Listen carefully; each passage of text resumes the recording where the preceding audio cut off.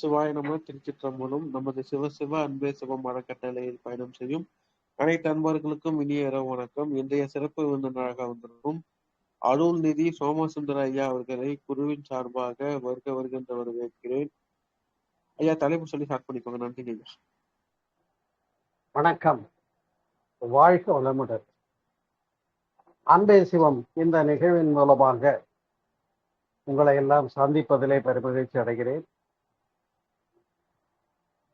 ஆன்மாவை அறிவோம் என்ற தலைப்பிலே இன்றைக்கு சிந்திக்க முனைகிறோம். அன்புள்ளங்களே, ஆம்,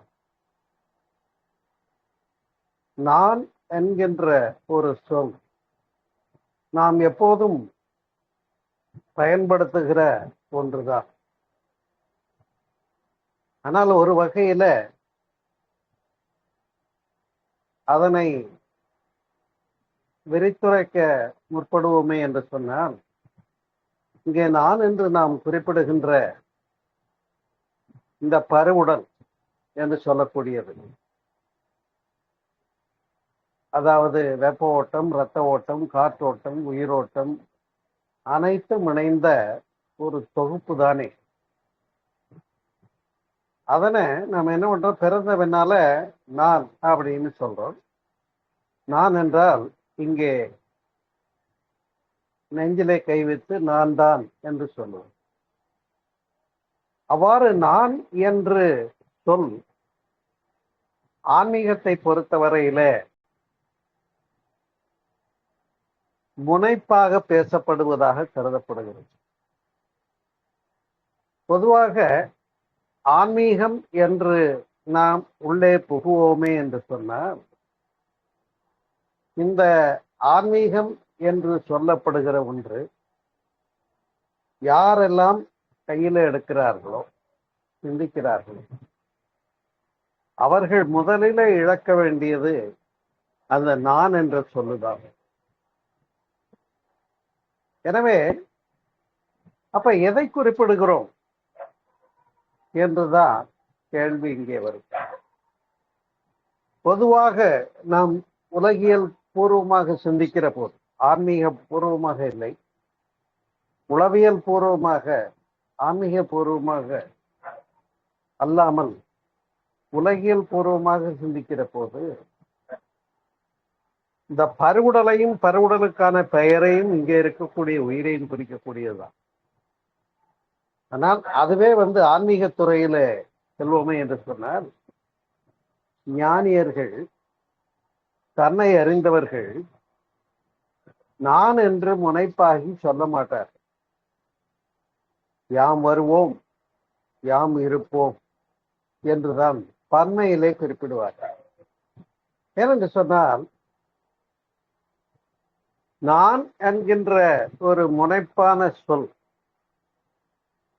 என்பதுதான் ஆன்மீகத்தில அந்த முனைப்பு கூடாது என்பதை எல்லா கோணத்திலும் சிந்திக்கப்படுகின்ற பொருளாகும். ஏன் இவ்வாறு நான் என்று சிந்திக்க கூடாது என்று சொல்லுகிறார்கள் என்று சொன்னால், உடல் தத்துவத்தை எல்லாம் தனித்தனியே 96 தத்துவங்களாக பிரித்து பேசுகிறது சைவ சித்தாந்தம். உதாரணமாக இந்த பருவுடல், இந்த பருவுடல்ல கெட்டி பகுதி இருக்கிறது, நீர்மை பகுதி இருக்கிறது, வெப்பம் இருக்கிறது, காற்றும் இருக்கிறது, உயிரும் இருக்கிறது. அப்ப பஞ்சபூத தன்மைகள் இருக்கிறது. மனம் என்று எடுத்துக்கொண்டோமே என்று சொன்னால், அன்னமய கோஷம், பிராணமய கோஷம், மனோமய கோஷம், விஞ்ஞானமய கோஷம், ஆனந்தமய கோஷம் என்று பேசப்படுகிறது. நாடிகள் என்று எடுத்துக்கொண்டால் தச நாடிகளை பற்றி பேசுகிறார். அதில் சுழும்னா நாடி என்று தியானம் செய்கிறதும் வருகிறது. இப்படி பஞ்சேந்திரியங்கள், கர்மேந்திரியங்கள், ஞானேந்திரியங்கள் என்றெல்லாம் தனித்தனியே பிரித்து ஆராயக்கூடிய ஒரு சிறப்பான ஒரு சைவ சித்தாந்தத்தை நாம் அறிந்திருப்போம். அப்படி சைவ சித்தாந்தம் என்று எடுத்துக்கொண்டு உடல் தத்துவத்தை, உயிர் தத்துவத்தை எல்லாம் பிரித்து ஆய்வு செய்கின்ற சீரிய விஷயத்தை முந்தையோர்கள் அறிந்து உணர்ந்து வெளிப்படுத்தி இருக்கிறார்கள் என்று சொன்னால், இன்றைக்கும் அந்த சைவ சித்தாந்தம் என்று சொல்லக்கூடியது மிக மிக தொன்மையான, பெருமைக்குரிய, விஞ்ஞானபூர்வமான, இன்னும் சொல்ல போனார் ஒரு பேருண்மையைத்தான் அங்கே மிக அழகாக விளக்கி இருக்கிறார்கள். இன்றைக்கும் சைவ சித்தாந்தத்தை கற்க புகுவோமே என்று சொன்னால், ஒரு கடல் போல மிக பெரிதாக அது அமைந்திருக்கிறது. அவ்வளவு தூரம் இங்கே உள்நோக்கி பார்த்து சிவ வித்யா தத்துவம், உயிர் தத்துவம், உடல் தத்துவம் என்றெல்லாம் பிரிக்கிறார். அப்படி இந்த உயிரைத்தானே நான் என்று சொல்லுகிறோம் என்று நினைப்பதில்லை.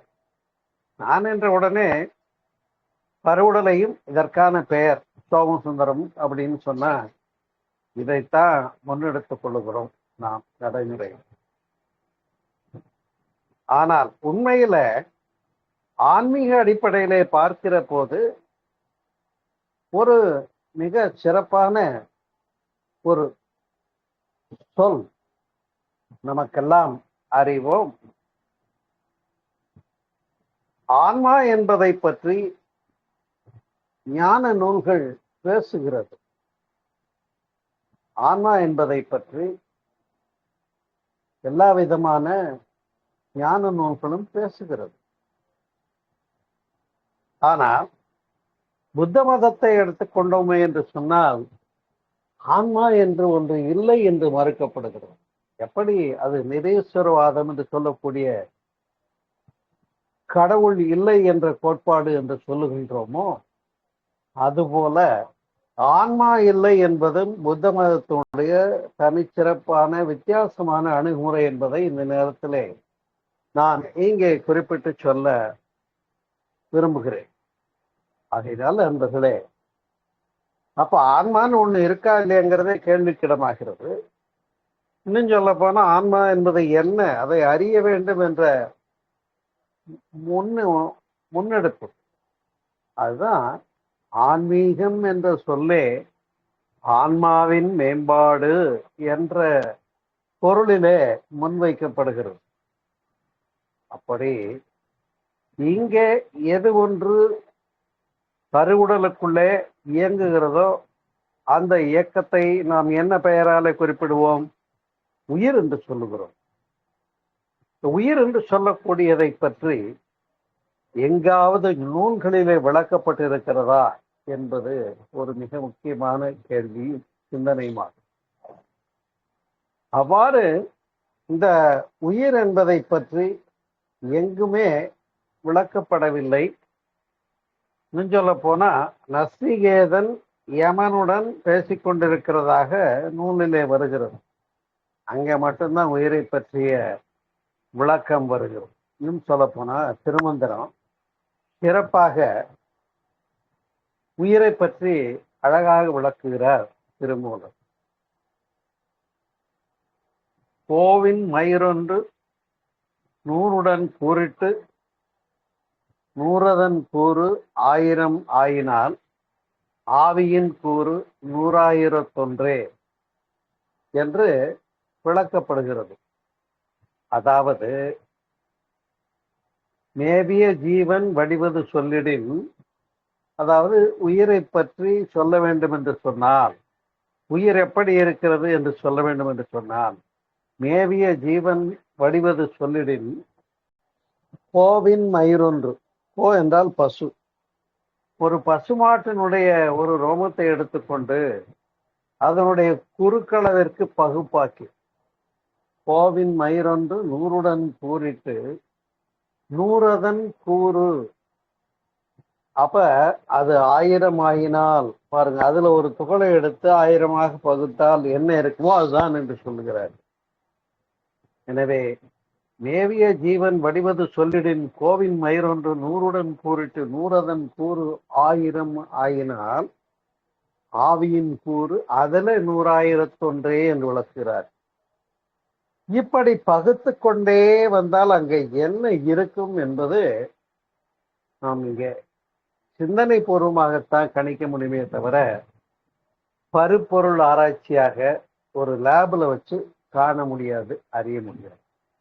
ஏனென்று சொன்னால் அப்படி நுணுங்கி நுணுங்கி நுணுங்கி நுணுங்கி பகுப்பாய்வு செய்து பார்க்கிற போது ஒன்றுமில்லை என்ற பதில் தானே வரும். ஏன்னா மேவிய ஜீவன் வடிவது சொல்லிடின் கோவின் மயிரொன்று 100 கூறிட்டு 100 கூறு 1000 ஆயினால் ஆவியின் கூறு 100,000 என்று பேசப்படுகிறது. அதாவது உயிரினுடைய தன்மை அவ்வளவு நுணுங்கியது என்று பேசுகிறார். அதனுடைய நுட்பத்தை புரிந்து கொள்ள வேண்டும் என்று சொன்னால், அன்பு உள்ளங்களே, உயிர் என்று சொல்லுகிறோம். அதனை விளங்குமாறு சொல்லலாம் இந்த திருமந்திரத்தின் அடிப்படையிலே என்று சொன்னால், the least whirling particle, நுண்ணியக்க மூலக்கூறு, சுழலும் பகுதி என்று சொல்லலாம். இந்த சுழலும் பகுதி எங்கே இருக்கிறது என்பதை விளக்கு முகத்தான் அதே சைவ சித்தாந்தம் பேசுகிறது. பூதாகாசம், சித்தாகாசம், மகாகாசம் என்று பேசுகிறோம். இப்ப 3 விதமான ஆகாசங்களை பற்றி சிந்திப்போம். ஒன்று பூதாகாசம் என்று சொல்லக்கூடியது. நாம் காணக்கூடிய பொருள்கள் எல்லாம் பஞ்சபூதங்களினுடைய தொகுப்பு தானே, அதை பூதாகாசம் என்று சொல்லுவோம். பஞ்சபூதங்களுமே பூதாகாசம் என்பதிலே அடங்கும். அப்ப நாம இந்த உலகம் தழுவிய பார்வை, நாம எதையெல்லாம் பார்க்கிறோமோ எல்லா பொருள்களும் அசோசியேஷன் ஆஃப் எனர்ஜி பார்ட்டிகிள், சுழலும் துகள்களினுடைய தொகுப்பு என்று சொல்லலாம். அப்ப அந்த அசோசியேஷன் ஆஃப் எனர்ஜி பார்ட்டிகிள் என்று சொல்லக்கூடியது, சுழலும் துகள் என்று சொல்லக்கூடியது எங்கே இருக்கிறது என்று அறிவுபூர்வமாக நாம் சிந்திப்போமே என்று சொன்னால், இங்கே சித்தம் இசை குடிகொண்ட பரிபூரணானந்தமே என்று பாடுகிறார் தாய்மானார். அப்படி இங்கே சித்தம் என்று சொல்லக்கூடிய மனம் ஒரு ஏக்க நிலைதான் என்பதை அறிவோம். அந்த மனம் எங்கிருந்து வருகிறது என்று பார்த்தால், உடல், பருவுடலிலே பஞ்சபூதங்கள் சேர்ந்திருக்கிறது. ஆனால் உடலுடைய இயக்கம் என்பதை உருவாக்குவதற்கு விஞ்ஞானிகள் முனைகின்றார்கள், இயலவில்லை. அதுதான் ஒரு பெரிய அழகான விஷயம். லேபில் வச்சு ஒரு உயிரணுவை, ஒரு செல், பாடி செல்ல உருவாக்கணும்னு விஞ்ஞானிகள் முனைகின்றார்கள். அவ்வாறு முனைகிற போது ஒரு செல்லுல என்னெல்லாம் ரசாயன கூடுகைகள் இருக்குமோ அதையெல்லாம் கரெக்டா கம்போசிஷன் கொண்டு வந்து அங்க கூடுகைப்படுத்தி ஒரு செல்லை தயார் பண்ண முடிந்தது. ஆனால் அந்த ஒரு செல்லிலே, அதாவது உயிரணுவிலே உயிரை காணப்பட முடியவில்லை. இப்படி கண்டிருந்தா அதை கண்டவனே பிரம்மாவாகி இருப்பார் இல்லையா?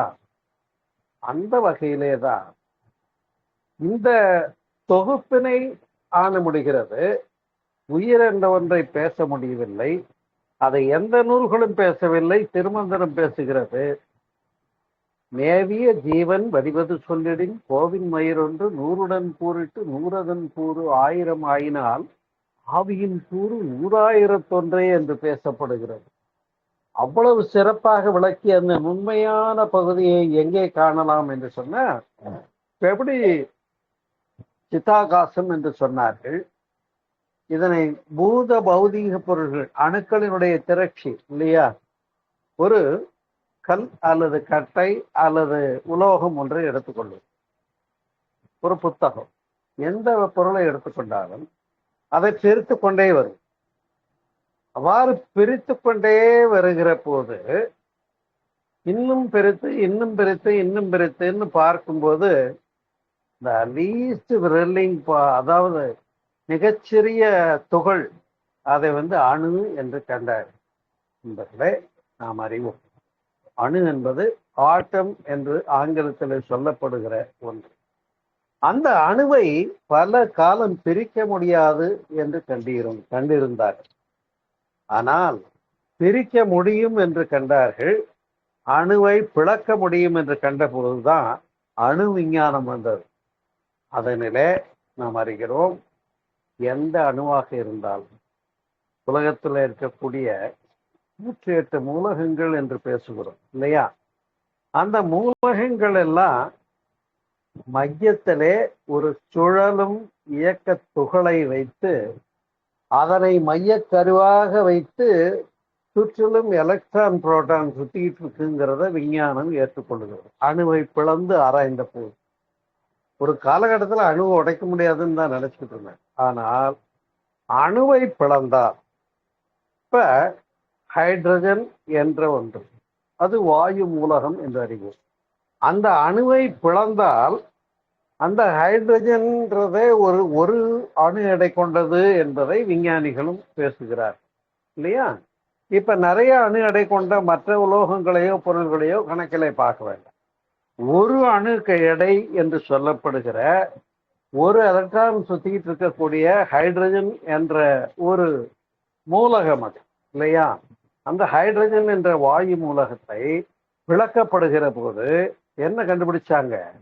ஹைட்ரஜன் பாம்னு ஒன்ன கண்டுபிடிச்சாங்க. அதுதான் லிட்டில் பாய் என்ற பேர்ல உலக போர் காலத்துல ஜப்பான்ல கொண்டு போய் ஹிரோஷிமா நாகசாகியில குண்டு போட்டாங்க. இப்பொழுது கொஞ்சம் சிந்திக்க வேண்டும் அன்பு உள்ளங்களே. ஆன்மா என்பதை பற்றி இங்கே அறிய வேண்டும் என்று பேச தொடங்கினோம். ஆனால் 3 ஆகாசங்களை பேசினார்களே சைவ சித்தாந்தத்திலே, அது மகாகாசம், எங்கும் நிறைந்த பிரபஞ்சம், பேரியக்க மண்டலம் முழுவதுமாக நிறைந்த மகாகாசம் என்றும், பூத பௌதிக பொருள்களுக்குள்ளே இருக்கக்கூடிய ஆகாசம் எங்கே என்பதைத்தான் இப்பொழுது சிந்திக்கிறோம்.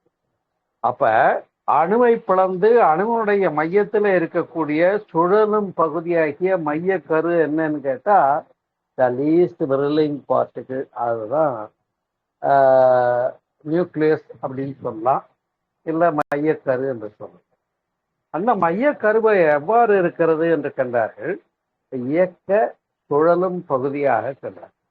ஒரு சுழலும் பகுதி இருக்கிறது என்று சொன்னால் இயல்பாகவே அது வட்டமான அமைப்பு தானே வரும்.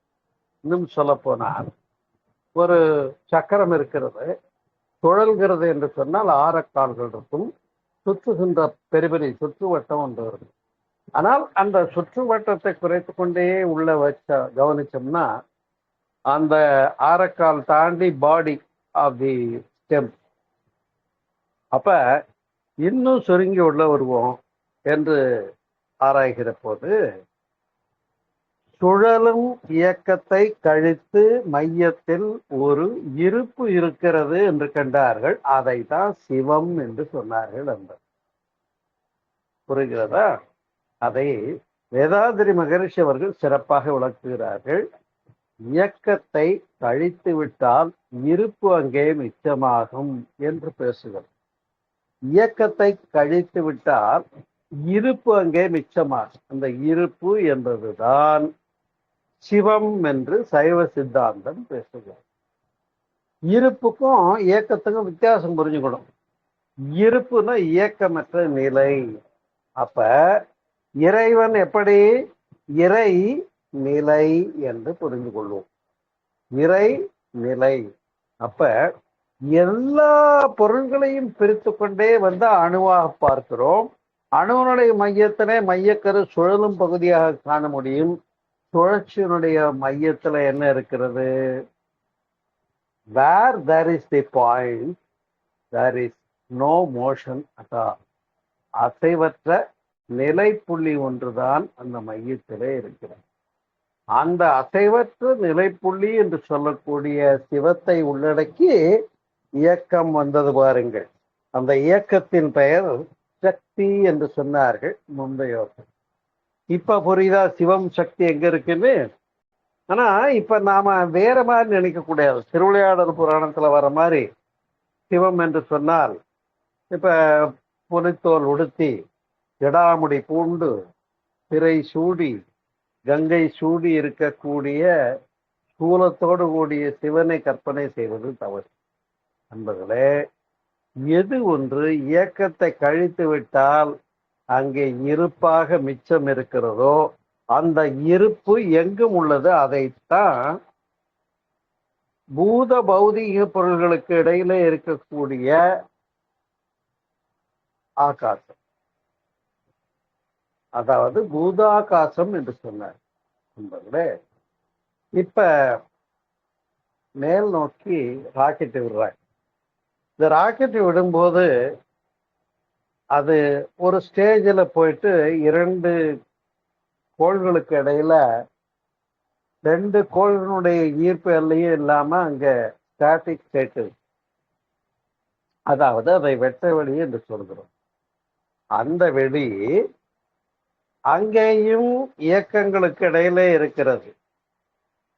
இப்ப சூரியனை ஆராய்வதற்காக ஒரு இதை அனுப்பிச்சாங்க, உங்களுக்கு தெரியும். அது அங்க போய் கிட்டையும் இழுக்காம தூரம் இழுக்காம இருக்கக்கூடிய அந்த நிலைப்பகுதியில கொண்டு போய் நிறுத்திட்டாங்க இல்லையா? அது போலதான் எல்லா இயக்கங்களுக்கும் மத்தியில ஒரு நிலைப்பகுதி உண்டு, அதை கண்டுக்கிட்டாங்க. இதுதான் சிவம் என்றும் வெட்ட வெளி என்றும் பாழ் என்றும் பிரம்மம் என்றும் சொல்லப்பட்டது. ஏன்னா பிரம்மம்னா அது அசையாதது என்ற பொருளிலே வரும். அதே நிலைப்பகுதி இப்ப மகாகாசமாக அங்கேயும் இருக்கிறது, பூதாகாசமாக நாம் பார்க்கின்ற பருப்பொருள்கள் எல்லாத்திலையும் இருக்கிறது. இப்ப எது ஒன்று இங்க இருந்து நான் என்று சொல்லி ஆன்மா எது என்று அறிவோம் என்று முற்படுகிறது. அப்ப இது ஒரு காம்போசிஷன் தான். பஞ்சபூத கூடுகையில உயிர் இயக்கம் என்று சொல்லக்கூடிய ஒரு கொத்தியக்கம் தான் இது. இது என்ன ஆகுது? ஒன் ஃபைன் மார்னிங் மெட் வித் டெத் இல்லையா? மரணத்தை சந்தித்தே தீர வேண்டும். பிறந்தவங்க எல்லாருக்கும் மரணம் உண்டு. ஆனால் மரணமிலா பெருவாழ்வு வாழ்ந்திடலாம் என்று வள்ளல் பெருமானார் போன்ற பெரியவர்கள் எல்லாம் பேசியிருக்கிறார்கள் என்று சொன்னால், ஆகையினாலே தான் நான் ஒரு புத்தகம் ஒன்று எழுதியிருக்கிறேன். உங்களுக்கெல்லாம் தெரியும், பிறப்புக்கு முன்னும் இறப்புக்கு பின்னும் உயிரின் நிலை என்ற இந்த புத்தகத்திலே அப்படி உயிர் என்பதை பற்றிய முழுமையான விளக்கத்தை நான் அளித்திருக்கிறேன். என்று சொன்னால், ஒரு மரணத்துக்கு பின்னே என்ன நடக்கிறது என்று அறிய முடியாத, விஞ்ஞானம் தொட முடியாத உண்மையை நம்முடைய முந்தையோர்களுடைய சிந்தனையை ஒட்டி நாம் அறிய முடிகிறது என்று சொன்னால், அங்கேதான் நம்முடைய ஆன்மீகம் என்ற சொல், ஆன்மா என்று தேடி பார்க்கிற போது அதனுடைய தனிச்சிறப்பு முன் வந்து நிற்கிறது, வேற ஒன்றும் இல்லை. அப்ப ஆன்மா என்பதை இல்லை என்று புத்த மதம் பேசுகிறது. ஆனால் நாம் எல்லாம் ஆன்மா இருக்குன்னு சொல்றோம்னு சொன்னாங்க. அப்ப எது இருக்கு? இப்ப நமக்குள்ள பார்க்கணும். சைவ சித்தம் சொன்னது போல 96 தத்துவங்களை பிரித்தார்கள். அதுல உடல் தத்துவம், உயிர் தத்துவம், சிவ தத்துவம், வித்யா தத்துவம் என்று பிரித்து கொண்டே கடைசியில இதை உங்களுக்கு புரியுற மாதிரி சொல்லான்னு சொன்னா, வேதங்கள் இருக்கிறது என்று வைத்துக்கணும். இந்த வேதங்கள் என்ன சொல்லுதுன்னா, நேத்தி நேத்தி நேத்தின்னு கழிச்சுக்கிட்டே வா. எது உள்ள பொருள், எது மறைந்து விடக்கூடியது, இல்லாம போகக்கூடியது, எது பொய்ப்பொருள், எது மெய்ப்பொருள்னு பிரிச்சுக்கிட்டே வா. மெய்ப்பொருள் ஒன்று மட்டும்தான் இருக்க முடியும். அந்த மெய்ப்பொருள் ஒன்று எங்கும் நிறைந்துள்ளது. அதை பரம்பொருள் என்று சொல்லுகிறோம், மேலான பொருள் என்று சொல்லுகிறோம். அதை பரம சிவம் என்று சொல்லுகிறோம். அப்ப அந்த மேலான ஒன்றுதான் இருக்க முடியும். அது தொடக்கம் இல்லையா? ஆதி என்ற பேராற்றல். அதிலிருந்துதான் இது எல்லாமே வந்தது. எது? வெட்ட வெளியிலிருந்து அது தன்னெழுச்சி பெற்று சுழன்ற போது அதை நுண்ணியக்க மூலக்கூறு என்று சற்று முன்பு பார்த்தோம் இல்லையா? அப்ப தான் லீஸ்ட் விரலிங் பார்ட்டிகிள் என்று தொடங்குகிற போது அங்கேதான் மையத்திலே சிவத்தை நிலைப்புள்ளியாக வைத்து இயங்குகிற சக்தியை 2வது காட்சியாக விரித்துரைத்தார்கள். இப்ப சிவம் என்றால் என்ன, சக்தி என்றால் என்ன என்ற கேள்விக்கு ஆன்மீக அடிப்படையிலே நாம் இப்ப விளக்கம் கண்டிருக்கிறோம். அது அறிவியல் பூர்வமாகவும் இதுதான் உண்மை. ஏனென்று சொன்னால், இயக்கத்தை கழித்து விட்டால் இருப்பு அங்கே மிச்சமாகும். அப்ப அசையாத இயக்கமில்லாத ஒரு நிலை புள்ளியை உள்ளே மையமாக புள்ளியாக கொண்டு ஒரு பருப்பொருள்களுக்குள்ளே மையக்கரு இருக்குன்னு ஒத்துக்கிறாங்க இல்லையா சயின்டிஸ்ட். இதே தன்மை இங்க உயிரை பற்றியும் திருமந்திரம் பேசிய திருமூலர் விளக்கி சொன்ன அந்த கோவின் மையம் 100 கூறிட்டு ஆவியின் கூறு 100,001 என்று சொல்லப்பட்ட போது என்னன்னு கேட்டா அங்கேயும் அப்சல்யூட்டை தான் குறிக்கிறாங்க, ஒன்றுமில்லை என்றும். அன்பு உள்ளங்களே, இதனாலதான் உருவாய் அருவாய் உளதாய் இளதாய்னாங்க. இறைவன் இருக்கான், ஆனா இல்லை, எங்கும் இருக்கிறான், எங்கும் நிறைந்த பொருள். சரி, அப்ப இங்க எது இருக்கு? இங்க நான் இருக்கிறேனா, இங்க அவன் இருக்கிறான். இதுதான் இன்றைய தலைப்பினுடைய அடிப்படை நாதம் என்பதை புரிந்து கொள்ளுங்கள். அதனாலே இப்ப கொத்தியக்கமாகவும் உயிராகவும் இருந்து உணரப்படுகின்ற எது ஒன்று என்னுள் இருந்து நான் யார் என்று பார்க்கிறதுக்கு சொல்லிக் கொடுத்தார் பகவான் ஸ்ரீ ரமண மகரிஷி. நீங்கள் அறிவீர்கள், நான் யார் என்ற தலைப்பை முதல் உபதேசமாக எல்லோருக்கும் வழங்கியது பகவான் ரமணருடைய தனிச்சிறமை. நாம் அறிவோம். இப்ப நான் யார் என்ற கேள்விக்கு எது இங்கே முன்னு இருக்கிறது? இப்ப இந்த கொத்தியக்கம் தான் இது தாயினுடைய கருவிலை பிறப்படுத்தது. மரணத்தின் போது உயிரின் விண்ணினுடைய அம்சம் உயிர் விண்ணோடே சென்று சேர்ந்து விடுகிறது. காற்றினுடைய அம்சம் மூச்சு காற்று காற்றோடு கலந்து விடுகிறது. உடல்ல இருக்கக்கூடிய சூடு வெப்பம் கொஞ்ச நேரம் கழிச்சு பாடி சில்லுன்னு ஆகி போகுது இல்லையா? அப்ப நீர் பகுதியும் பெரிய ஆரம்பிச்சிடும். சீக்கிரமா கொண்டு போய் காட்டுக்கு கொண்டு போய் கொளுத்திட்டு வந்துடுறாங்க. பருப்பொருளும் கடந்து மண்ணோடு மண்ணாக ஆகிறது. இப்ப பஞ்சபூதங்களினுடைய அம்சம் பிரிஞ்சு விடுகிறது.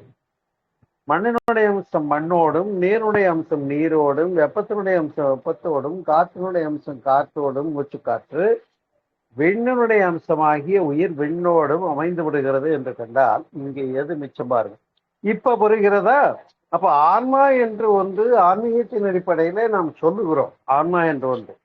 ஏன் அதை புத்த மதம் ஆன்மா என்று ஒன்றே கிடையாது என்று சொல்ல முற்படுகிறது? அப்ப இப்ப ஆன்மா என்பது என்ன என்ற ஒரு கேள்வியை மீண்டும் முன்னெடுத்து சிந்திக்கின்ற போது, அன்பு உள்ளங்களே, கொத்தியக்கமாக இருக்கிற போது பிறப்பு இறப்பு இவையிடை உணர்தல் இயக்கமாகி பாருங்க. பிறப்பு இறப்பு இந்த ரெண்டுக்கும் இவை இடை உணர்தல், அந்த உணர்தல் தான் ஆன்மா. வேற ஒன்று புரிகிறதா? அப்ப ஆன்மா என்றால் என்ன என்று கேட்டா இங்க தனியா ஒண்ணும் இல்லை. ஆனால் உணர்வு நிலை இருக்கிறதா இல்லையா? உயிர்களுக்கு ஒரு தனி சிறப்பு உண்டு. என்னன்னா உணர்ச்சி. ஏன்னா உலகத்துல இருக்க பொருள்கள் எல்லாத்தையும் ரெண்டா பிரிப்போம். உயிர் இல்லாதவை, உயிர் உள்ளவைன்னு ரெண்டா பிரிக்கும். அப்ப உயிருள்ளவை என்று காணப்படுகிற போது உயிருள்ளவற்றின் சிறப்பு என்னன்னு கேட்டா உணர்ச்சி தானே. உண்டா இல்லையா? வேற பதிலே சொல்ல முடியாது.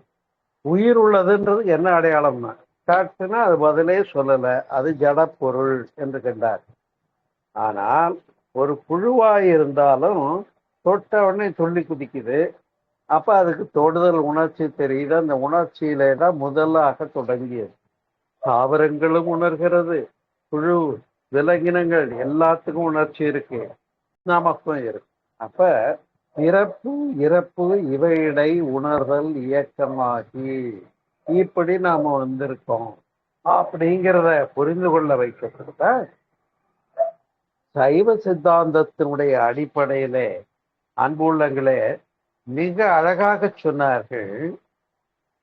மகாகாசம், பூதாகாசம், சித்தாகாசம் என்று மூன்றாக சொன்னாலும் ஆகாசம் ஒன்றுதான் என்பதுதான் அடிப்படை. உங்களுக்கு உதாரணத்துக்காக சொல்றேன். இப்ப சொம்புல தண்ணி வச்சிருக்கு. இது என்ன? சொம்புல இருக்கிற தண்ணி இல்லையா? சரி, இதே தண்ணி கடல்ல இருந்தா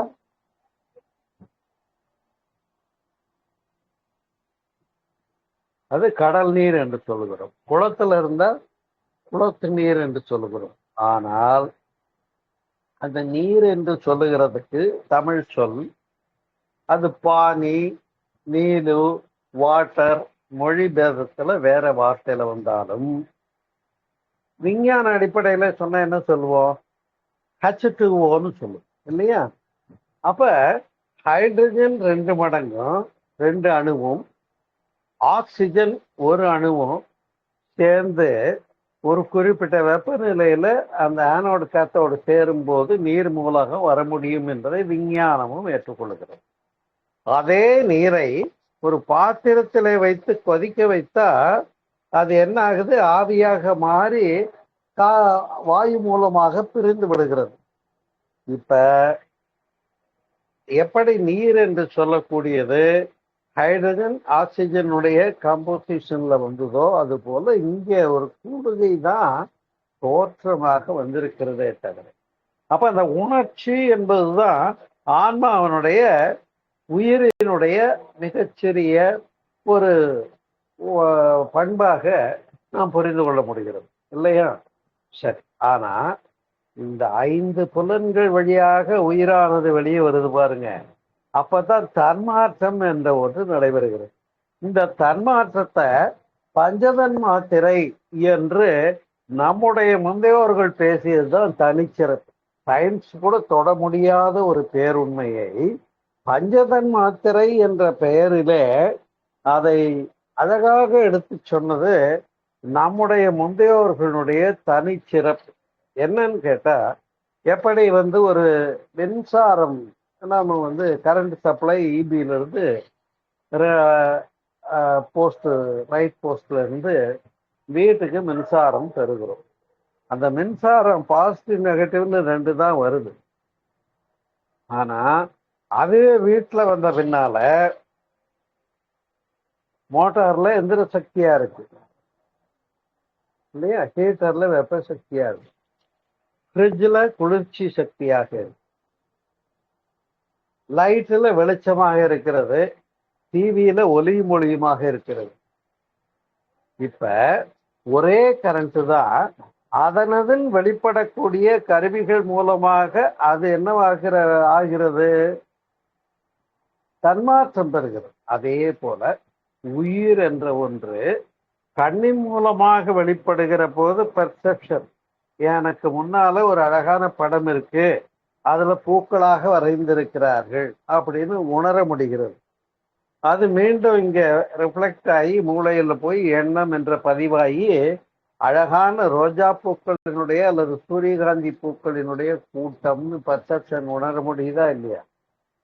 சரி, இது மாதிரி நிறைய பூக்களை பதிவு பண்ணி ரெக்கார்ட் பண்ணியிருக்கோம் மூளையில. அப்ப அதுக்கு பேர் எண்ணம் என்று பெயர். நண்பர்களே, உடல் முழுவதும் இயங்கும் போது உயிர் என்று பெயர், புலன்கள் மூலமாக செலவாகிற போது மனம் என்று பெயர்.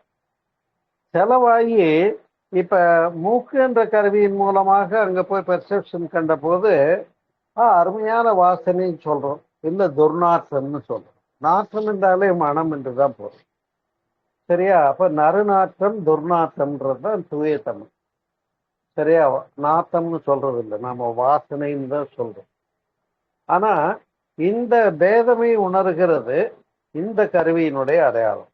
அதே போல சப்த ஸ்வரங்கள் காது என்ற கருவியின் மூலமாக ஒரே உயிராற்றல் வெளிப்பட்டு அங்க அந்த அதிர்வுகளையும் ஒலி அலைகளையும் வித்தியாசப்படுத்தி உணர்கிற போது அதை சரிகமபா என்று சொல்லக்கூடிய 7 ஸ்வரங்களில் எத்தனை பாடல் என்று அறிகிறோம். அதே போல நாக்கு என்ற கருவியின் மூலமாக வெளிப்படுகிற போது அறுசுவையாக, இல்லையா, நம்ம அறியப்பட்டு நல்ல அறுசுவை உணவு சிறப்பான உணவு அப்படின்னு அனுபவிச்சு சொல்றோம். இப்ப இந்த அனுபவிச்ச பொருள் யாரு? அனுபவிச்ச யாரு? இதெல்லாம் அனுபவிச்சுட்டு நான் அனுபவிச்சேன்னு எங்க வந்ததுன்னா, புலன் மூலமாக உயிராற்றல் வெளியில வந்து பார்வையாக, வாசனையாக, சுவையாக, ஸ்பர்ச உணர்வாக, கேட்டல் உணர்வாக எல்லாம் வந்து இங்க ஒரு கான்செப்ட் என்ன ஆகுது, மூளையில புலன்கள்ல போய் பதிவாகுது பாருங்க. இப்பத்தான் ஆன்மா என்பது பிரம்மன் தான் அசைவற்ற நிலைப்பகுதின்னு சொன்னமே தவிர, அதே வந்து உயிர் என்று வந்த பின்னால தொன்று தொட்டு வரக்கூடிய, அதாவது தாவரங்கள், புழுப்பூச்சி இல்லையா, ஓரறிவு, ஈரறிவு, மூவறிவு, நாலறிவு, ஐயறிவு, இப்ப ஆறாவது அறிவுடைய மனிதன் வரையில இதெல்லாம் என்னமா வந்தது? எத்தனையா வந்தது? 6 அறிவுடைய உயிர்களாக மலர்ந்திருக்கிற தனிச்சிறப்பு. இப்ப எல்லா உயிர்களுக்குமே இந்த பெர்செப்ஷன் உண்டு. நான் இருக்கிறேன் என்று உணர முடிகிறது. இப்ப நான் உங்களை பார்த்துட்டே இருப்பேன், ஐயா நீங்க இன்னைக்கு இந்த நிகழ்வுல கலந்து கொண்டிருக்கீங்களே, நீங்க இருக்கீங்களா? நான் உங்களை கேட்கிறேன். சரியா? இப்ப முருகப்பன் இருக்காரா, பாலகிருஷ்ணன் இருக்காரா அப்படின்னு கேட்டா என்ன சொல்றோம்? உள்ளேன் ஐயா அப்படிங்கிறோம். இப்ப எது ஒன்று தன்னை உணர்ந்து நான் இருக்கிறேன் என்று சொல்லுகிறதோ, அந்த இருக்கிறேன் என்று சொல்லுகின்ற இருப்பை உணர்ந்த அனுபவம் தான் நான், வேற ஒண்ணு. இதைத்தான் ஆன்மா என்ற பெயர். அப்ப ஆன்மா என்று ஒன்று தனியா இருக்கான்னு கேட்டா, புத்த மதம் சொல்ற மாதிரி இல்லைங்கிறது தான் அதனுடைய முடிவு. ஆன்மா என்ற ஒன்று இல்லைங்கிறத முடிவு. ஆனா பெர்செப்ஷனாக இங்க இருந்து கொண்டு இருக்கிறோம். பெர்செப்ஷன் இருக்கேன்னு தெரியுது. நான் இருக்கேன்னு அப்புறம் நான் இல்லைன்னு சொல்ல முடியும்? நான் இருந்துகிட்டு உங்ககிட்ட இல்லைன்னு சொல்ல முடியுமா? நான் உங்களை பார்த்து கேட்கிறேன், என்ன முருகப்பன் சார் நீங்க இருக்கீங்களா இல்லையா அப்படின்னு கேட்கிறேன். ஐயா உள்ளேன் ஐயா அப்படின்னு சொல்றது. அப்ப அது என்னன்னா, நான் இருக்கிறேன் என்று உணர்ந்த அந்த அனுபவம் தான் நான். ஆனால் அந்த அனுபவமே நான் இருக்கிறேன் என்ற கண்ட உணர்வு இருக்கிறது பாருங்கள். அது கண்ட உணர்வு என்று பாஸ்ட் டென்ஸா போயிடுது. நீங்க இருக்கேன்னு சொன்னீங்க இல்லையா, நல்ல ஒரு முக்கியமான விஷயத்த பேச போறேன். ஆராய்ச்சி பூர்வமானது, அதனால நம்ம இப்படிதான் சிந்திக்கணும். ரைட். இப்ப நான் முருகப்பன் சார் இருக்கீங்களான்னு கேட்கிறேன், பாலகிருஷ்ணன் இருக்கீங்களான்னு கேட்கிறேன். நீங்க உடனே சொல்றீங்க இருக்கேங்க ஐயா அப்படின்னு சொல்றேன், உள்ளேன் ஐயா சொல்றேன். அப்ப அந்த பிரசன்ட், அதை தான் ஆம்னி பிரசன்ட், ஆம்னி பொட்டன்ட்னு சொன்னாங்க. எங்கும் நிறைந்தது, என்றைக்கும் உள்ளது இது அப்படின்னு. அந்த எங்கும் நிறைந்தது எதுவோ, என்றைக்கும் உள்ளது எதுவோ, தொடக்கமும் முடிவும் இல்லாதது எதுவோ, அதுவே எல்லாவற்றிலும் பரவி இருந்து கொண்டிருக்கிறது. அப்ப அந்த இருந்து கொண்டிருக்கிறது என்பதை நாம் எப்படி சொல்லுவோம்? சொல்லுங்க பார்ப்போம். இப்ப நான் இருக்கிறேன் என்று சொன்னால் அதை நாம் எப்படி சொல்லுவோம்? சொல்லுகிற போது 2000. ஏன்? இருக்கிறேன் என்று உணர்ந்துட்டு இருக்கிறேன் என்று சொன்னேன், நான் உணர்ந்தேன். இருக்கிறேன்னு சொன்ன கணங்கள் போயிடுச்சா இல்லையா? இப்ப இது பாஸ்ட் டென்ஸ் ஆயிடுச்சு. ஆனால் பாஸ்ட் டென்ஸ்ல பவர் இல்லை. ஃபியூச்சர்ல என்ன நடக்க போகுதுன்னு தெரியாது. ஆனா இருக்கேங்கிற சுகானுபவம் இருக்காது. இவ்வளவுதாங்க இந்த கேள்விக்கு பதில். புரியுதா? அப்ப நான் இருக்கிறேன் ஆன்மா என்ற ஒன்று நிகழ்ச்சி என்று புரிக. ஆன்மா என்ற ஒன்று நிகழ்வுதான் என்று புரிந்து கொள்ளுங்க. ஏன்னா அங்க அது ஒரு பருப்பொருளா பிரித்து பார்க்கக்கூடிய அளவுல இல்லை. ஆன்மாவும் உயிரும் நிகழ்ச்சி மாத்திரமே. உயிரை பற்றி விளக்கணும் இல்லையா திருமணத்திற்கு அடிப்படையில. அப்ப என்ன பார்த்தோம்? சுழலும் துகள்னு சொன்னோம், முன்னியக்க மூலப்பொருள் சொன்னோம். அப்ப அந்த இயக்கத்தை கழித்து விட்டால் இருப்பு அங்கே மிச்சமாகும். அதனால்தான் அருணகிரிநாதர் பாடுறாரு, உருவாய் அருவாயும் இருக்கிற, உளதாய் இலதாயும் இருக்கிறாய். உருவாய் அருவாய் உளதாய் இலதாய் மறுவாய் மலராய் மணியாய் ஒளியாய் கதியாய் விதியாய் என்று பாடுகிற நிலை. என்ன காரணம்? இறைநிலை என்பது இந்த இரட்டைகளுக்கு அப்பாற்பட்டது. புரியுதா? ஒரு உதாரணம். இப்ப நீங்க யாருன்னு கேட்டா, நான் பாலகிருஷ்ணன் அப்படின்னு நீங்க சொல்றீங்க. ஓகே, நான் ஒத்துக்கிறேன்.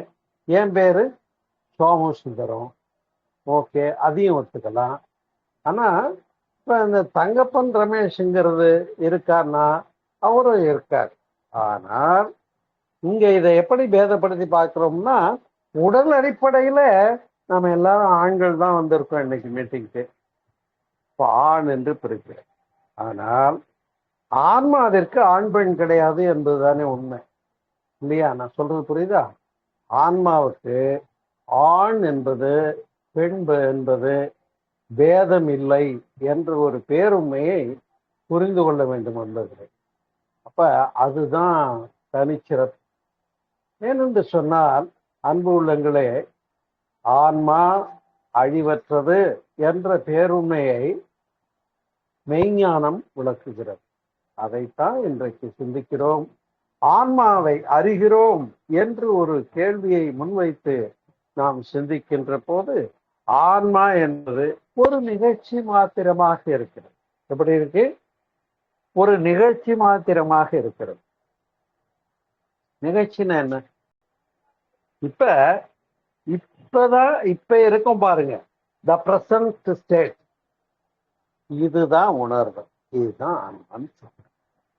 நாம அதுக்கு ஆன்மான்னு பேர் வச்சுக்கிறோம், உயிர்னு பேர் வச்சுக்கிறோம். ஆனா இருக்கிற பிரசன்ட் ஸ்டேட், அதாவது ஆம்னிபொட்டன்ட்னு சொன்னேன் இல்லையா, என்றைக்கும் உள்ளது.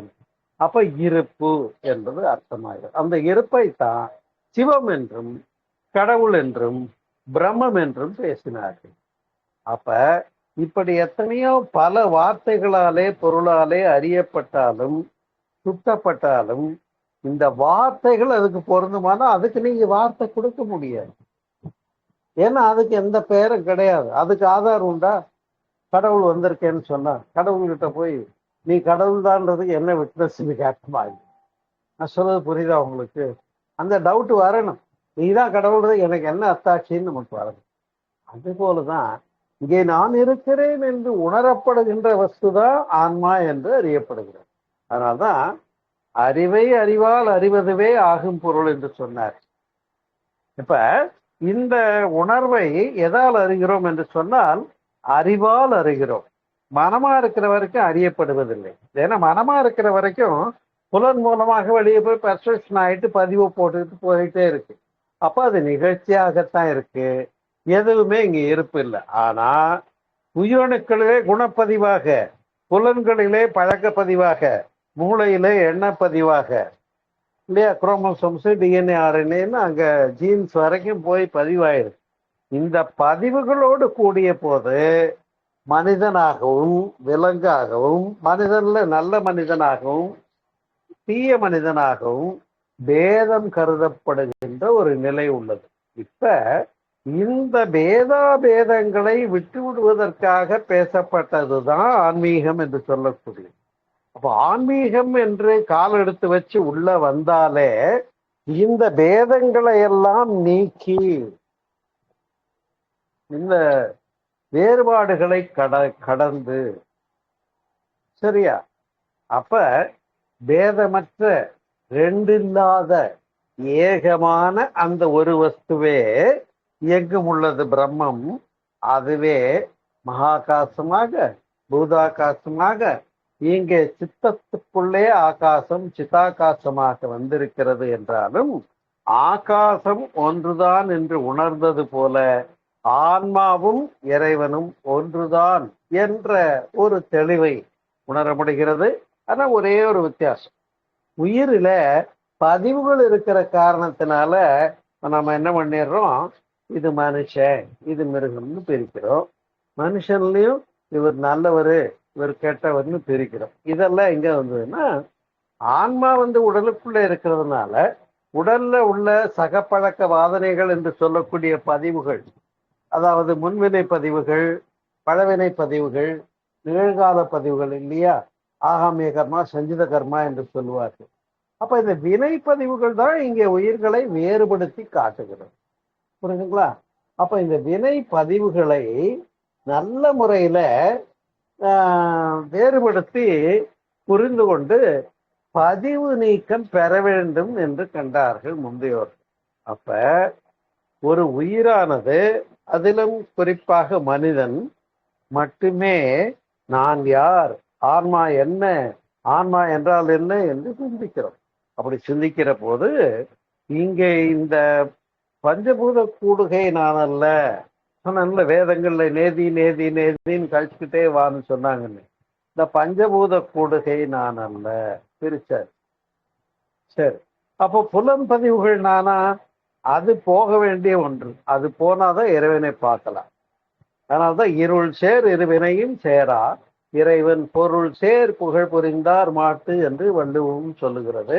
ஞான நூல்களும் தன்னை அறிதலே தலைவனை அறிதலாம், தன்னை அறிதலே தலைவனை அறிதலாம். தன்னை அறியாமல் தான் கெடுகின்றார்.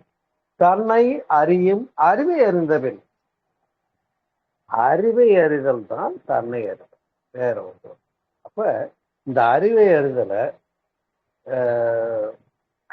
துரியம் என்ற யோக பயிற்சியின் மூலமாக அதை மரமிலடிகள் அழகாக அறிவியல் என்று பேசுகிறார். துரியம் என்பதை பற்றி அறிவியல், காடலை, பிரம்மப்புழை, திருவடி என்றெல்லாம் சொல்லப்பட்ட பெரு நிலை அதுதான். ஏன்னா அந்த பி இன் பிரசன்ட் என்று ஜே கிருஷ்ணமூர்த்தி போன்ற பெரியவர்கள் பேசியிருக்காங்க இல்லையா, பி இன் பிரசன்ட், நிகழ்காலத்தில் இரு என்று.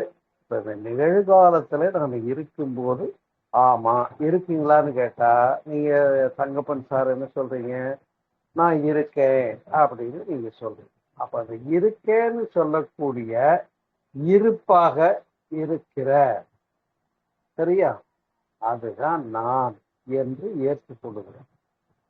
இப்ப இதைத்தான் ஆன்மா என்று சொன்னோமே தவிர, ஆன்மா பதிவுகளோடு கூடியது. அந்த பதிவு நீங்கிறதுக்கு தான் தவம் வேண்டும், யோகம் வேண்டும். அப்ப ஒன்று நிற்கிற போது விரிந்து பெற்ற பதிவுகள் எல்லாம் ஆன்மாவில களங்கங்களாகிறது. தவம் செய்கிற போது, தியானம் செய்கிற போது, ஒன்றுதல் செய்கிற போது, அலை இல்லாமல் குவிகிற போது, லயமாகிற போது உயிரிலே உள்ள களங்கங்கள் பதிவுகள் எல்லாம் போய் இப்ப ஆத்மா சுத்தாத்மாவாகிற போது மனிதன் மாமனிதன் ஆகிறார், தெய்வமும் ஆகலாம். அப்ப மனிதனுள் நாயுண்டு பேயுண்டு நரி உண்டுன்னு பாடியிருக்காங்க. மனிதனுள் தெய்வமும் உண்டு. அப்ப மனிதனுள் எது விளங்குகிறது? இன்னைக்கு இந்த பதிவுகளை நீக்கிவிட்டால் மேன் -3 impurities, அதாவது ஆணவம் கண்மம் மாயை, இந்த மும்மலங்கள் நீங்கிவிட்டால், மனிதனிலிருந்து ஆணவம் கண்மம் மாயை என்ற மும்மலங்கள் நீங்கிவிட்டால் அங்க அவனே இறைவன் என்பதுதான் கான்செப்ட் இன்னைக்கு நாம பேசுறதுனுடைய அடிப்படை பொருளாகும். எனவே இது ஒரு மிகப்பெரிய பிலாசபி. இது இந்த அளவுல நாம புரிந்து கொள்ளுவோம். இதுல எங்க புரியலன்னாலும் நீங்க யாரா இருந்தாலும் என்னிடத்துல கேள்வி கேட்கறதுக்கு உங்களுக்கு உரிமை உண்டு, ரைட்ஸ் உண்டு, சரியா? அப்ப அதனால கேள்வி நேரம் அப்படின்னு ஒண்ணு வச்சுக்குவோம். அது தப்பே கிடையாது, சரியா? அந்த கடைசியா கூட அந்த கேள்வி நேரத்தை வச்சுட்டு நாம் சிந்தித்து பார்க்கிற போது, அன்பு உள்ளங்களே, இங்கே எது ஒன்று இயக்க பொருளாக இருக்கிறதோ அதுவே நான் என்ற ஒரு பேருண்மையை விளக்குகின்ற மிக சிறப்பான ஒரு தலைப்பு இந்த ஆன்மாவை அறிவோம் என்று சொல்லக்கூடியது. ஆன்மாவை அறிகின்ற ஒரு பெருநிலையை ஞான நூல்கள் நமக்கு உணர்த்தி கொடுக்கிறது. கைவல்ய நவநீதம், ஞான வாசிட்டம், ரிபுகீதை போன்ற ஞான நூல்கள்லாம் விளக்குகிறது. திருக்குறளும் விளக்கிறது. பொருள் அல்லவற்றை பொருள் என்று உணரும் மருளானாம் ஆனா பிறப்பு என்று குறிப்பிட்டு சொல்லுகிறது. அப்ப பொருள் இல்லாத பொருள் இருக்கு நினைச்சிட்டு வாழ்ந்துட்டு இருக்கோம். இந்த பொருள் எதுவுமே பொருள் அல்ல, பொருள்கள் எல்லாம் மாறக்கூடியது என்ற பேருண்மையை உணர்ந்து கொள்ளுகிற போது இங்கே நான் என்கிறதும் நிகழ்ச்சிதான். உணர்ந்து நான் இருக்கேன் அப்படின்னா அது போயிடுச்சு அந்த கணங்கள். அப்ப நான் என்பது நிலையானதில்லை, ஆன்மா அழிவற்றது என்ற கான்செப்டை புரிந்து கொள்ள வேண்டும். புரிந்து கொள்ளுகிற போது ஆன்மாவை அறிந்தவர்கள் ஆவோம் என்று கூறி ஒரு நல்லதொரு உயர்ந்த உன்னதமான சிந்தனை விருந்தை இன்றைக்கு நிறைவு செய்திருக்கிறோம். இது உங்களுக்கு தெளிவாக புரிந்திருக்கும் நான் என்று நம்புகிறேன். இதனை புரிந்து கொள்ளுங்கள். புரியலன்னு எனக்கு ஃபோன் பண்ணுங்க, கேளுங்க, நாம் பேசுவோம், சந்திப்போம், சரியா என்று கூறி இந்த இனிய மாலை போதிலே உங்களோடு ஆன்மாவை அறிவோம் என்ற அருமையான ஒரு தலைப்பில் சிறப்பான ஒரு உரையையும் ஒரு ஆன்மீகபரமான ஒரு ஞானபூர்வமான விளக்கத்தையும் பேசியிருக்கிறோம். இது நல்லா உங்களுக்கு புரிதலாக இருக்கும் நம்புறேன். எனவே ஆன்மான்னு ஒரு தனியாக கான்செப்ட் இல்லை. பதிவுகள் நீங்கினால் அங்கே அதுவே பிரம்மம், அதுவே நாம இருக்கிறோம். நம்முள் இறைவன் இருக்கிறார். இறை வேறல்ல, நான் வேறல்ல என்ற அத்வைத ஞானம் விளங்குகிற போது எல்லா கான்செப்டும் தெளிவாக புரியும் என்று கூறி நிறைவு செய்கிறேன். நன்றி, வணக்கம். வாழ்க வளமுடன், வாழ்க வளமுடன், வாழ்க வளமுடன்.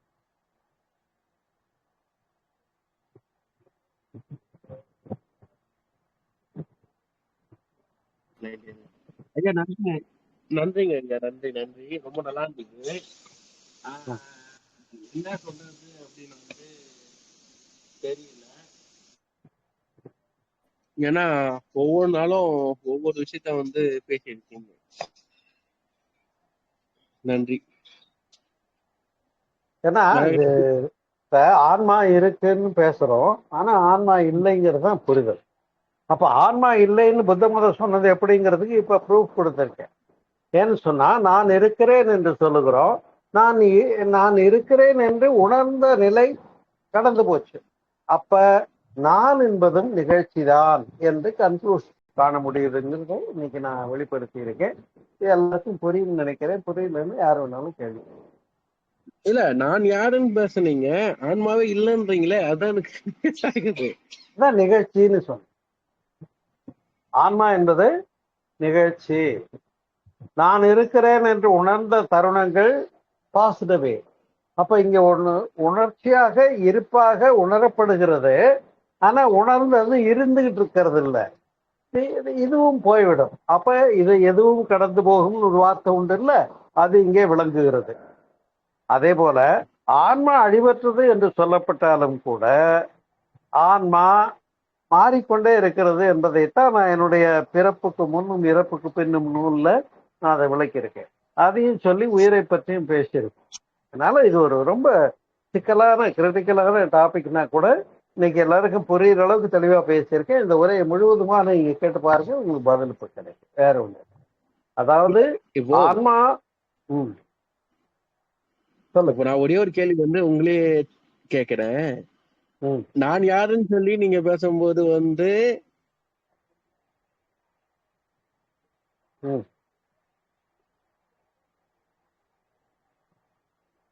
சொல்லுங்க. லைவ் வெளியே போயிடுச்சு. நான் யாருன்னு சொல்லி கேட்கும்போது, நான் யாருன்னு பேசும்போது ஒவ்வொரு டைம்ல ஒவ்வொரு டைமென்ஷன்ல பேசுனீங்க, ஓகேங்களா? பட் இப்ப வந்து ஆன்மாவே இல்லன்றீங்களே, ஆன்மாவே இல்லன்னு புத்த நிலையில வந்து நிகழ்ச்சி இருப்பு என்று விளக்குகிறேன். அந்த இருப்பு சிவமும் ஒண்ணுதான். அப்ப நான் பிரம்மம் என்ற இடத்துல கன்க்ளூஷன் கொடுத்திருக்கேன். புரியுதா? அதனால்தான் ஜே கிருஷ்ணமூர்த்தி போன்ற பிலாசபர்கள் என்ன சொல்றாங்கன்னா, பி இன் பிரசன்ட்ங்கிறாங்க, நிகழ்காலத்தில் இருங்கிறாங்க. அந்த இடம் புரிஞ்சு போச்சுன்னா இந்த கேள்விக்கு பதில் அங்கதான் இருக்கு.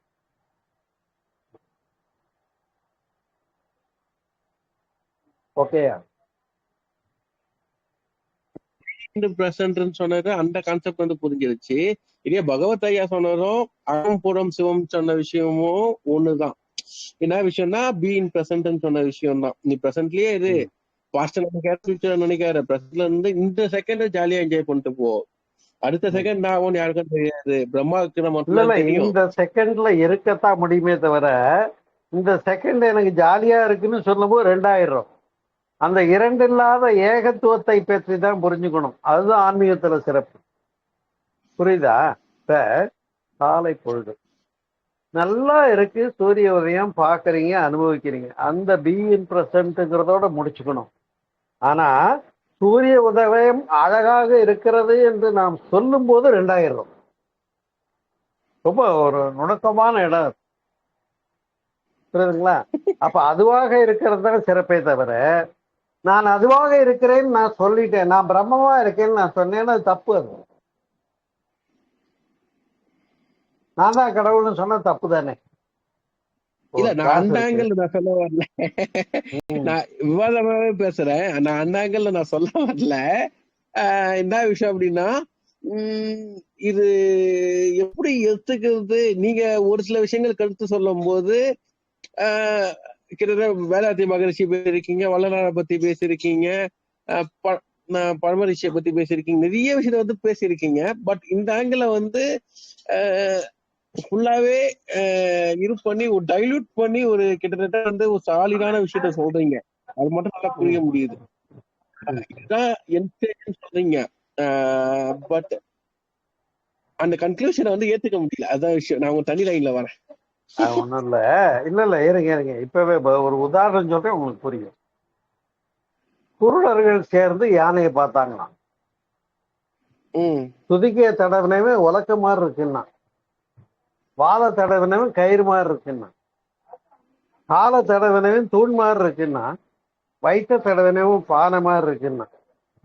ஆனா அவரவர்கள் உணர்ந்தவாறு வெளிப்படுத்தப்பட்ட விதம்தான் வேறே தவிர அங்க உள்ள பொருள் முழு உணர்தலுக்கு. அதனால்தான் கடவுளை அறிதல் கஷ்டம்னு எல்லாரும் சொல்றாங்க. எனவே முதல்ல இருப்பு நிகழ்காலம் என்பதை உணர்ந்தோம் என்று சொன்னால் நாம் அதுவாகத்தான் இருக்கிறோம் என்ற தெளிவு வரும்.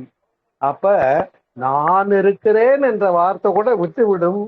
நான் பாலகிருஷ்ணனோ சோமசுந்தரமோ முனைப்பாகி சொன்னால் அது தவறு என்பதுதான் ஆன்மீகத்தினுடைய அடிப்படை. நான் இல்லை, எனக்குள்ள பிரம்மன் தான் பேசுது, என்னுடைய அறிவாக இருப்பவன் இறைவன். அததான் வேதாதிரி மகர்ஷி அறிவே தெய்வம்ன்றார். அஞ்சுவதேன் துணைந்துரைப்போம் அறிவே நான் தெய்வம்ன்றார். அப்ப நான் அறிவு என்று சொல்லிக் கொள்ளலாம், நான் நிகழ்ச்சி இருக்கிறேன் என்று சொல்லலாம், இருக்கிறேன் என்று சொல்ல முடியுமே தவிர நான் அறிவாளியாக இருக்கிறேன் என்று சொல்ல எனக்கு ரைட் இல்லை. ஒரு கிளாஸ் இருக்கு, கிளாஸ்ல ஸ்டூடெண்ட்ல நான் தான் நல்லா படிக்கிற பையன் ஸ்டூடெண்ட் சொல்லிக்க முடியுமா? சொல்லுங்க, சொல்ல முடியாது. யார் சொல்ல முடியும்? டீச்சர், ஆசிரியர் வேணா சொல்ல முடியும். ஆனா எந்த மாணவனும் நான் தான் ஃபர்ஸ்ட் கிளாஸ் வாங்கினவேன்னு சொல்ல முடியாது. அது போலதான் நான் என்பதை உணர்தலாக இருக்கிற இடம் தான் ஆன்மாவை அறிந்த இடம் என்று முடித்திருக்கேன். இது புரியும் நினைக்கிறேன். புரியலன்னு பேசுறேன். கண்டிப்பா நான் லைனுக்கு வரேன். ஏன்னா வந்து இருக்குதுலே ஹை சப்ஜெக்ட் ஆக்சுவலா வந்து. ஏன்னா இந்த ஆங்கிள் நீங்க பேசுறதுதான் முதல் முறை. இந்த இடத்துல புரிதல் வந்தா எல்லாமே புரிஞ்சு போயிடும். எல்லாரும் சொன்னது ஒண்ணுதான்ற இடம் நான் புரிஞ்சிருக்கேன். ஆமா, நீங்க எத்தனையோ ஆங்கிள் பேசியிருக்கீங்க. பட் இந்த ஆங்கிள் வந்து ட்விஸ்ட் பண்ணி ஒரு கரெக்டா ஒரு கல்லை வந்து சிற்பமாக்கக்கூடிய இடம் இது. அது வந்து பிண்டமாகிற சிற்பமாகிற இடம் வந்து இந்த ஒரு தலைப்பு மட்டும்தான் என்னை பொறுத்த வரைக்கும். அதுதான் தண்ணி எல்லாம் ஒண்ணுதான். கடல் தண்ணி, குளத்து தண்ணி, சொம்பு தண்ணி எல்லாம் ஒண்ணுதான் உதாரணம் சொல்லிட்டேன். மகாகாசம், பூதாகாசம், சித்தாகாசம்னு சொல்லிட்டு ஆகாசம் எல்லாம் ஒண்ணுதான்னு சொல்லிட்டேன். நிகழ்காலம்னு சொல்லிட்டேன். அதை உணர்றதுக்கு தான் தவம்னு சொல்லிட்டேன். இன்னும் புரியலன்னா பேசுவோம். நன்றி நன்றி. இவன் நிறைய பேசிதான் தப்பா நினைக்காதீங்க. ஏன்னா பேசணும், கேட்கணும், நல்ல தெளிவாகணும். உங்களுக்கு புரியுற வரைக்கும் சொல்ல வேண்டியது என் பொறுப்பு. ஏன் உங்களுக்கு புரியுற வரைக்கும் நீங்க என்ன விடக்கூடாது, அது உங்க பொறுப்பு. அவ்வளவு தூரம் தெளிவா நான் என் குருவை பிடிச்சதுனால்தான் அவர் சொன்ன இடம் புரிஞ்சுது. நான் உட்கார்ந்துட்டேன், நான் முடிச்சுட்டேன். இனிமேல் குரு கிட்ட போய் கேட்கிற கேள்வி இல்லைன்னு எனக்கு ஒரு இடம் வந்தது. 73 அந்த இடம் வந்தது. புரியுதா? அது மாதிரி எல்லாருக்கும் வர முடியும். எல்லாருக்கும் வர முடியும். அந்த அறிவு, அந்த தெளிவு எல்லாருக்கும் வர முடியும். அதுல ஒண்ணும் டவுட்டே இல்லை. Marimuthu sir, Siva sir, Maruthappan sir தான் ரொம்ப நேரம் கேட்டுக்கிட்டு இருக்காரு. அதை டவுட் தான் கேட்கணும். மருதப்பன், மாரிமுத்து சந்தேகம் எதுவும் இல்லைங்க. நல்லா இருந்ததுங்க. நன்றிங்க.